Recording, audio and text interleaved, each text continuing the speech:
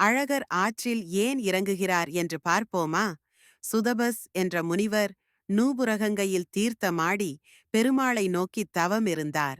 அந்தச் சமயத்தில் துர்வாச மகரிஷி தன் பரிவாரங்களோடு அவ்வழியாக வந்தார்.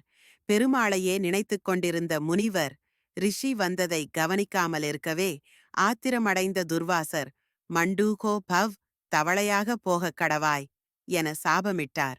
உடனே தவளையாகிப் போன சுதபஸ் சாப விமோசனத்துக்கு வழி கேட்டபோது, விவேகவதி தீர்த்த கரையில், வைகை தீர்த்த கரையில் நீ தவம் பண்ணிக் கொண்டிரு.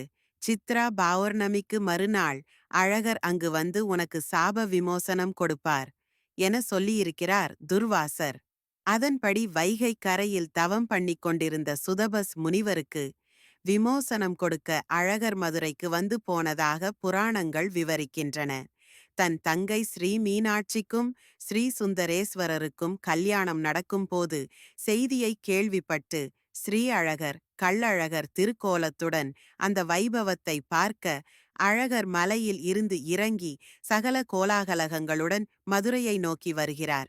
சித்ரா பௌர்ணமிக்கு 4 நாள் முன்னதாக சித்திரை திருவிழா தொடங்கிவிடுகிறது. மீனாட்சி வீதியுலா, பட்டாபிஷேகம், திருக்கல்யாணமும் மறுநாள் நடக்கும் தேரோட்டமும் என விழாக்கள் தொடர்கின்றன. இதனிடையே அழகர் வரும் வழியெங்கும் பக்தர்களுக்கு காட்சி கொடுப்பதால் தங்கையின் திருமணத்தை காண முடியாமல் போய்விடுகிறது. அந்த சோகத்துடன் வைகையில் எழுந்தருகிறார் என்கிறது புராண கதை. தல்லாகுளத்தில் எதிர் சேர்வை காணும் அழகர் பின்னர் வைகை ஆற்றில் எழுந்தருளி பக்தர்களுக்கு அருள் பாலிப்பார்.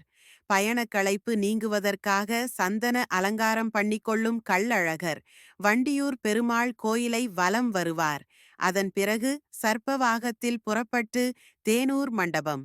இந்த மண்டபம் வைகை ஆற்றுக்குள் திருமலை நாயக்கரால் கட்டி கொடுக்கப்பட்டது. ஏற்கெனவே தேனூரில் நடந்து கொண்டிருந்த வைபவங்கள் இப்போது இந்த மண்டபத்தில் நடக்கிறது. வந்து சேருகிறார் அழகர். தேனூர் மண்டபத்தில் தங்க கருட வாகனத்துக்கு மாறும் அழகர் அங்கிருந்து மண்டூக முனிவருக்கு சாப விமோசனம் தருகிறார். பிறகு தேனூர் மண்டபத்திலிருந்து மதுரை நோக்கி வரும் அழகர் ராமராயர் மண்டகப்படி மண்டபத்துக்கு 6ஆம் நாள் இரவு வந்து சேருகிறார். அன்றிரவு அங்கு தங்குகிறார். இரவு முழுவதும் தல்லாகுளத்தில் உள்ள சேதுபதி ராஜா மண்டபம் வரைக்கும் வருவார். அன்றிரவு அங்கு அழகருக்கு அலங்காரம் கலைக்கப்பட்டு பூப்பல்லக்கில் ஜோடனை நடக்கும். 8ஆம் நாள் அதிகாலையில் பூப்பல்லக்கில் மலை நோக்கி கிளம்பும் அழகர் வழிநெடுக பூஜை புனஸ்காரங்களை ஏற்றுக்கொண்டு 9ஆம் நாள் காலையில் அழகர் கோயிலை சென்றடைவார்.